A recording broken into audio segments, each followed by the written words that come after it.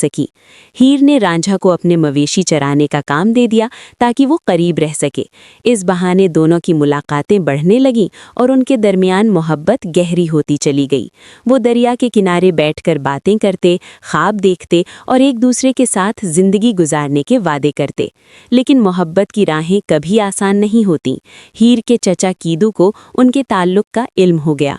वो एक मक्कार और हसद करने वाला शख्स था जिसने हीर के घर वालों को उनके इश्क के बारे में बता दिया। हीर के खानदान ने इस मोहब्बत को अपनी इज्जत के खिलाफ समझा और फौरन हीर की शादी किसी और शख्स सैदा खेरा से तय कर दी। हीर इस फैसले पर टूट गई मगर खानदान के दबाव के आगे मजबूर हो गई। दूसरी तरफ रांझा का दिल भी बिखर गया। उसने दुनिया की रंगीनियों से मुंह मोड़ लिया और एक दरवेश बनकर जंगलों में भटकने लगा। उसने जोगी बनने का फैसला किया और कानों में मुंदर डालकर दुनिया से बेनियाज हो गया। काफ़ी अरसे बाद